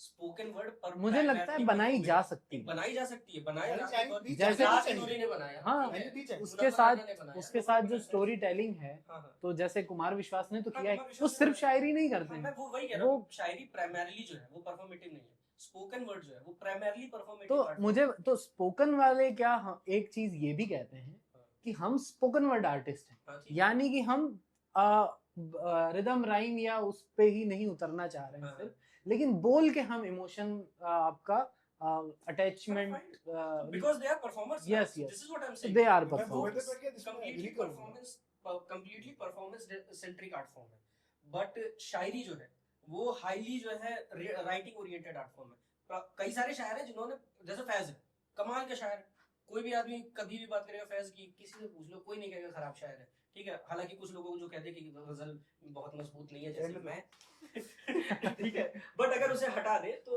उस बात को अगर हटा भी दे कुछ देर के लिए, फैज बहुत ही खराब परफॉर्मर है। अहमद फराज फैज से बेटर शायर नहीं है, पर अहमद फराज फैज से बेटर परफॉर्मर है। सो ये परफॉर्मेंस का जो एस्पेक्ट है वो सारे शायर नहीं ला पाते। आई don't know why it happens, but बहुत सारे अच्छे अच्छे शायर हैं जिनके पास वो परफॉर्मेंस का स्किल नहीं रहा है। सो उसका रीजन ये है कि शायरी primarily writing oriented art form है, परफॉर्मेंस नहीं होती। अच्छा, अमर इकबाल ने इस पे बहुत अच्छी बात कही थी, वो और ज्यादा इसको जो है बारीकी से देखते हैं। वो कहते हैं कि मुशायरा जो है या कोई भी नशिस्त है वो परफॉर्मेंस नहीं है, वो प्रेजेंटेशन है। सो प्रेजेंटेशन में you are not suppose to touch लोगों का हार्ट और समथिंग लाइक दैट। तो अब या तो पूरा का पूरा माइंडसेट चेंज हो कि what I am doing is not presenting, I am performing. हाँ, लेकिन सो द मैं मोमेंट ये होगा तो चीजें हो सकता है चेंज हो जाए। परेशानी मैं सिर्फ ये बता रहा हूँ क्योंकि होता क्या है कि जो अच्छे शायर वगैरह हैं वो इस बात की भी थोड़ी सी टीस या खुन्नस रखने लगते हैं कि यार ये क्या सुन रहे हैं लोग बाग जाके। सिर्फ मेरा तो उसी जगह टेक है कि लोग जहाँ जाके सुन रहे हैं वो ऑडियंस भी उन्होंने बनाई है, उन्होंने स्टेज पे बहुत हाँ, काम इससे किया कोई है। issue नहीं। इससे मुझे कभी इससे इशू नहीं लग रहा है कि कोई क्या सुन रहा है और कोई क्या एंजॉय कर रहा है। मुझे बस एक इशू रहा है कि जो शायरी नहीं कर रहा वो शायरी को कैश ना करे। हाँ Simple. हाँ, इसके लिए हमें एडुकेट करना पड़ता है। अब आप बता सकते हैं उसके लिए भी। कि जो शायरी नहीं करता वो शायरी को जो है कैश ना करे, बात खत्म। नहीं, और ये बहुत ज़रूरी चीज़ भी है कि आप कितनी भी अच्छी स्क्रिप्ट लिख लें, आपका डायरेक्शन अगर अच्छा नहीं है, आपका कैमरा वर्क अच्छा नहीं है, तो फिल्म आपकी टट्टी ही बनेगी। नहीं, उससे वाह, क्या भाषाई अदब है। that is the point of spoken word as well. वो एक दिन में पूरा का पूरा लिख के नहीं निकालते ना, they Yes. try their sets. अच्छा, आप कह रहे हैं Yes, फिल्म yes. टट्टी है लेकिन साल भर कैमरा- तक हाँ, अपने सेट्स को वो ट्राई करते हैं। So True. it's so अगर तुम देखो इट इज क्लोजली एसोसिएटेड, उसका क्राफ्ट जो है वो स्टैंड अप के क्राफ्ट से क्लोजली एसोसिएटेड है। उन्होंने कुछ चीजें लिखी, स्टैंड अप में कुछ चीजें लिखी, सेट्स लगातार ट्राई कर रहे हैं, पिच डिसाइड कर रहे हैं, किस पिच पे किस बात को किस तरह से कहा तो कितना इम्पैक्ट पड़ रहा है। दे कॉन्स्टेंटली इवॉल्व एंड लर्न और ये सारी चीजें करते हैं। उसके बाद उनके शोज होने शुरू होते हैं। शायरी का कोई मामला ऐसा है ही नहीं। सबसे पहला स्पोकन वर्ड आर्टिस्ट आप कबीर को कह सकते हो। कबीर ने मीटर भी ब्रेक किए। कबीर पहले शायद वो भी हैं जिन्होंने कुछ दोहे लिखे जो मात्रा वाले फॉर्मेट में नहीं। नहीं, ट्रू है, मैं नेगेटिव एस्पेक्ट में नहीं कह रहा, क्योंकि कबीर करते ही ये थे, वो सुनाया करते थे उन चीज़ों को अपने जो भी चेले या फिर उनके थे, या जहाँ गांव में वो भ्रमण किया करते थे, तो वहाँ वो भ्रमण मतलब घूमना वाली बात। इतनी हिंदी आती है मुझे, मैं तो ऑडियंस के लिए पूछता हूँ। मराठी तत्सम हिंदी है वो, सॉरी तत्सम संस्कृति है। तो अब अगर हम आते हैं अपने इस पॉडकास्ट की गुफ्तगू के, बहुत मज़ा आया। तो इसके अगर आखिरी एक सवाल की तरफ आए, आखिरी एक पंथ की तरफ अगर हम आए, तो मैं इस तरफ आना चाहूँगा जो हम लोग की लास्ट बात हुई उसी को कंटिन्यू करते हुए कि जैसे हमारी पहले भी बात हुई, आप जब पढ़ना चालू करें, लिखना चालू करें, तो अपना स्तर ऊपर लेके जाएं, ठीक है, जो कि शायद थोड़े और कवियों को या फिर शायरों को करने की ज़रूरत भी है। लेकिन जैसे आपने कहा कि जो ट्रेडिशनल शोरा हैं उनको अपना परफॉर्मेंस का स्तर ऊपर लेके जाने की बहुत ज़रूरत है, ठीक है। उसमें आप एक थोड़ा सा एक तरीके से थिएटर भी आप इन्वॉल्व कर सकें, आप दिखाएं कि भाई ये जो लिखा है आपने कि आप रात भर बैठ के रो रहे थे, आपकी शक्ल पे दिख नहीं रहा। आप ऐसा लग रहा है अभी हंस के आ रहे हैं, ठीक है। तो वो इफ यू वांट कि आपके स्टेज परफॉर्मेंस को भी सराहा जाए, सिर्फ किताब भी अगर आप ये लेके बैठे कि लोग मेरी किताबें पढ़ें, तो ठीक है, लेकिन किताबें पढ़ने के लिए भी इतना बढ़िया अब हो चुका है कि आपको एक बार पॉपुलर तो हो ही जाना पड़ेगा, वरना किताबें कैसे बिकेंगी। एग्जैक्टली। तो इसी तरह अगर जो हम शोहरा हैं या कोई भी टाइप का परफॉर्मर है, इन परफॉर्मेंसेस को इम्प्रूव करने के लिए, एक ऑडियंस को एक बेटर एक्सपीरियंस देने के लिए, कि जैसे जाबिर भाई जो फाउंडर हैं इरशाद के, वो कहते हैं कि भाई ऑडियंस वीकेंड पे जा रही है कॉमेडी देखने, डांस देखने, सिंगिंग देखने, उसको शायरी या कविताएं वो सुनने के लिए आनी चाहिए। जैसे मुझे फॉर एग्जांपल अगर जो सबसे एक बहुत अहम पीस ऑफ एडवाइस जो मिला है, मेरी स्कूल में टीचर थे अनीता मिस करके, उन्होंने कहा था कि भाई अपने जो स्पीच है या जो भी तुम बोल रहे हो उसमें ह्यूमर ऐड करो। Reason being humour grabs attention. अब ह्यूमर ऐड करते ही मेरे लिए, जैसे मुझे एडवाइस बहुत अच्छी मिली, आप लोग भी बहुत टाइम से परफॉर्म भी कर रहे हैं, सिखा भी रहे हैं, पढ़ा भी रहे हैं, बता भी रहे हैं, तो आप लोगों की इंडिविजुअली क्या क्या ऐसे एडवाइस रहेगी कि भाई आप उस एक्सपीरियंस को ऊपर लेके जा सके, not just your art form but also the experience that you providing to the audience. वो भी भाई इसी के लिए तो एक वो शेर लिखा गया, अगर आपको याद हो तो, मुझे याद नहीं आ रहा है, कि कहने का सलीका हो तो हर बात सुनी जाती है। हाँ, एक है शेर, है ना, वो मुझे लगता है वो बिल्कुल तो मैं भूल रहा हूँ, माफ कीजिएगा, मैं देख लेता हूँ। हाँ कैमरा इन पे ही रखना। तो ये शेर अपने आप में बहुत सटीक से इस बात को बताता है कि अगर आप में तरीका है बताने का, हो सकता है कभी कभी क्या होता है कि बड़े ऐसे शब्द भी आते हैं जो आम आदमी के वोकैब का हिस्सा नहीं है, बहुत बार उन्होंने सुना नहीं, तो ऐसी जगह पे कंटेक्स्ट किसी को दिया जा सकता है। बहुत शायर ये करते हैं कि एक भरी बुरी ऑडियंस के अंदर कुछ शब्दों के मतलब नहीं बताते, और वहां बैठे अगर 80% या 90% को भी अगर उन शब्दों के मतलब नहीं पता हो, तो मुझे लगता है कि उस जगह बता देना बेहतर है, क्योंकि आप किसी जगह सुना ही तो रहे हो, वरना तो आप घर बैठे अपनी किताब के नीचे भी मतलब लिख के छोड़ सकते थे। तो मुझे लगता है ये कि आप कंटेक्स्ट दो, स्टोरी उसको इंटरेस्टिंग बनाने का एक तरीका है, जैसे कुमार विश्वास करते हैं। वो एक बहुत लंबी सी किसी एक थ्रेड खींचेंगे, एक कहानी को पकड़ के लेके आएंगे, और उसके बाद बड़े सलीके से एक बहुत हार्ड शेर भी आपके सामने रख देंगे, तो पूरी ऑडियंस को वहां समझ आ जाएगा कि बात क्या हो रही थी। ज़हीन भाई जैसे कह रहे थे कि it should evolve from a presentation to a performance. Zaheen भाई अभी इस पर आप कुछ यार देखो एक चीज और इशू है ना कि एक वक्त ऐसा आया हिंदुस्तान में जब शायरी बिल्कुल ऐसा लग रहा था खत्म ही हो जाएगी। अच्छा जो उसके उस वक्त मंचों पे थे, मंच पे जो परफॉर्म कर रहे थे वो लोग भी जो है जिस तरह से जो जिस तरह की शायरी यूजुअली परफॉर्म करके मुशायरे लूट रहे थे वो भी बहुत अच्छी शायरी नहीं थी।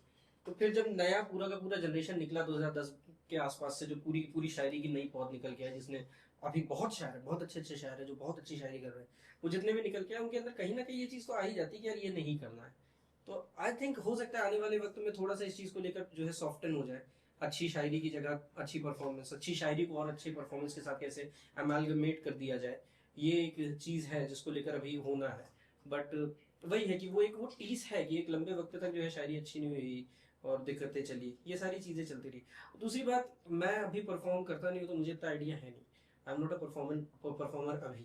आई have avoided it but maybe I might start in some time, हो सकता है नेक्स्ट ईयर से मैं शुरू कर दूँ परफॉर्म करना भी। But I am still trying to figure out, क्योंकि ऑफ कोर्स तुम 1 घंटे के लिए अगर अपना सोलो शो डाल रहे हो शायरी का तो तुम सिर्फ गजलें नहीं पढ़ सकते, सिर्फ नज़में नहीं पढ़ सकते। तो यू हैव टू जो है ट्राई सम स्टफ इधर उधर। रही बात ह्यूमर की, तो इस बारे में हमने बात भी कर रखी थी कि पुराने ज़माने के लेट से 2010-12 तक भी जो कवि सम्मेलन होते थे छोटे छोटे शहरों में, सीतापुर में हो गए, बाराबंकी में हो गए, ये जो कवि सम्मेलन होते थे वहाँ पे अच्छा खासा ह्यूमर भी होता था, ह्यूमर भी होता था, म्यूजिक भी होता था, क्योंकि लोग तरन्नुम में गा रहे होते थे। कुछ परफॉर्मर भी बड़े अच्छे थे हाँ जैसे काका हाथरसी, और अगर उनके आप कॉमेडी वर्जन सुनेंगे एग्जैक्टली। तो आपको लगेगा कि यार ये तो बहुत अच्छे नहीं, खासे परफॉर्मर्स। वो तो ह्यूमरस पोइट्री है काका हाथरसी की। अगर तुम जो है ह्यूमरस पोइट्री से इतना हटा दो तो जोक्स भी आते थे, चुटकुले भी आते थे। तो स्टैंड अप से पहले भी चुटकुले जो है मंचों से डाले जा रहे थे ऑडियंस को संभालने के लिए। गोपाल दास नीरज अच्छा उदाहरण राहत है। इंदौरी साहब भी, वो भी राहत इंदौरी साहब, वो हाँ। चुटकुले डालते थे अपने बीच में। सो वही चीजों को खींचने के लिए, because they were primarily involved कि जो है कैसे ऑडियंस को संभालना है। तो मेरे से ज्यादा बेटर अंडरस्टैंडिंग उन लोगों को रही होगी ऑफ कोर्स। भारत में तो टीचर के तौर पे ओशो का पनपने का कारण भी यही है कि ह्यूमर बहुत ज्यादा था, वरना कोई बहुत अलग से कोई बात छान के नहीं था। ह्यूमर आता रहता है और वो इंटरेस्टिंग ह्यूमर है, इंटरेस्टिंग ह्यूमर है वही। So that is the thing as well. तो वही है कि ये to figure out how to you know पूरा का पूरा सेट अगर आप तैयार कर रहे हो, ये उसकी रिहर्सल कैसे करोगे, क्या करोगे, कैसे कंटिन्यूटी मेंटेन रखोगे, ये सारी चीजें। So I am just still figuring it out. अभी मैंने कुछ ऐसा ट्राई भी नहीं किया। और वक्त लगता है, हाँ, ऐसा नहीं है कि रिहर्सल्स बहुत हाँ जरूरी। आप ये नहीं कह सकते कि भाई जल्दबाजी के अंदर कि हाँ ठीक है अभी हम यहाँ निकल जाते हैं, बड़ा पकाना पड़ता है। जो परफॉर्मर हैं वो पूरे साल भर एक सेट कर रहे होते हैं। कॉमेडियंस भी जो आप लोगों के सामने आए हैं, आप देखोगे साल भर वो 1.5 साल, कोई तो 2-2 साल तक अपना सेट आउट नहीं कर रहा है, घिस रहे हैं उसे, तब जाके उन्हें पता चलता है पब्लिक के रिएक्शन के बेसिस पे भी कि कहाँ डिलीवरी बेटर हुई है। ये काम शुरुआत में स्पोकन वाले भी बहुत कर रहे थे, अभी उन्होंने भी थोड़ा कम कर दिया है। लेकिन ये चीज मुझे ऐसा लगता है हर परफॉर्मर को देखना पड़ेगा कि टोन बदल कर देखे। हालांकि गजलों में थोड़ी सी एक बंदिश ये भी आती कि बहुत टोन नहीं बदली जा सकती, क्योंकि उसके कहने का ही एक रिदम भी और same एक है। धुन है। नहीं सर, एक चीज और हो सकती है, जैसे मान लो कि तुमने कोई गजल कही जो पूरी की पूरी रोमानी गजल है, तो तुम एक टोन में लेके जा सकते हो।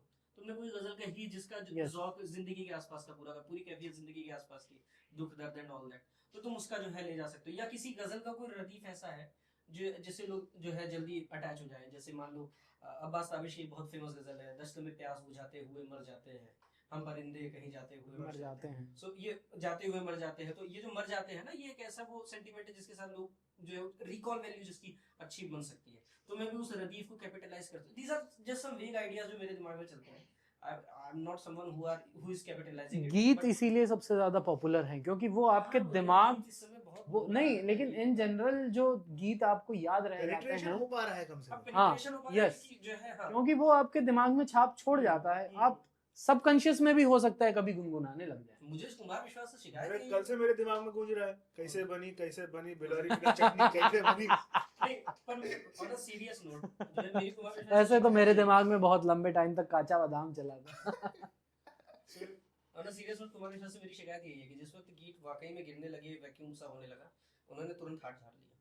तो अभी क्या हो रहा है कि गीतकार भी शायरी में उतर रहे हैं, वो शेर कह रहे हैं। तो ये चीज इसलिए हो रही है क्योंकि गीत की जो कुछ एस्टैब्लिश चेहरे हैं वो ठीक है, वो अच्छा कर रहे हैं, बहुत अच्छा खींच ले जा रहे हैं, पर गीत का वो बहुत ज्यादा वो कहने वाले नहीं आ पा रहे। हम सुनाएंगे आपको बहुत जल्दी गीत, बहुत सारे लिखे हैं मैं भी, लेकिन इस चक्कर में परफॉर्म नहीं कर पाया बहुत लंबे टाइम से। गीतों के लिए ही हम यहाँ, और गीत में ही लिखा करता था अक्सर शुरुआत के अंदर, तो दिखाएंगे बहुत जल्दी। लेकिन बहुत ज़रूरी है भाई, आप सही कह रहे हो कि मैं आप सबसे बड़ा उदाहरण हूँ कि मैं कर नहीं रहा हूँ गीत सबसे हाँ, ज्यादा उसका खुद reason है। हम अचानक खुद से कविता और जी। शायरी में। और दूसरा क्या हुआ है कि ये जो रील का फॉर्मेट है ना, ये जो 30 सेकंड वाला आ हाँ, गया इसमें है, गीत नहीं निकाल इसमें सकते। गीत नहीं निकाल इसमें तुम सकते एक आप। शेर तो निकाल दोगे, एक शेर की रील बना के तो काट के डाल शेर दोगे। को ना, वो टू नू नू नू वाला यस म्यूजिक यस के यस साथ। यस यस यस तो इस समय में शेर और शायरी और गजलों को बहुत फायदा ये मिल गया है कि 30 सेकंड में ना हाँ, वो आप ला सकते हो exactly, बात। that's the thing। यस, और इसी चक्कर में बड़ी कविताएं आना भी बंद हो गई, अगर आप नहीं ठीक से है, देखो नहीं तो है, नहीं है। बड़ी कविताएं भी नहीं लिख पा रहे हैं लोग, या रील्स के थ्रू तो नहीं हाँ निकाल यस पाते। नहीं, यूट्यूब पे ओवरऑल आपको मेरे ख्याल फिर से भी कभी बात का मिलेगा। खुलासा यही बना है कि भाई जो शायरी की तरफ है जिनका रुझान ज्यादा है, क्योंकि जैसे उन्होंने भी कहा था कि गजलकारी या फिर शायरी generally it's not a performative art, कि आप वो अक्सर करते भी अक्सर लोग खुद के लिए हैं, हाँ कि अब मैंने खुद के लिए लिखा, मैंने खुद को एक्सप्रेस करने से मैंने शुरू भी जो किया था, यार, मैंने अपने शुरू चार किया था दोस्तों के लिए लिख देते हैं। Exactly Yes. चार दोस्त अगर मेरे पसंद कर रहे हैं मेरी गजल, मेरे लिए मोर देन सफिशिएंट। वो एक फॉर्म ऑफ एक्सप्रेशन के लिए इंसान हाँ, लिखता है। बस। लेकिन अगर आप उसे स्टेज पे लेके आ रहे हैं और उसके चाहिए कि आपको किसी टाइप का अटेंशन मिले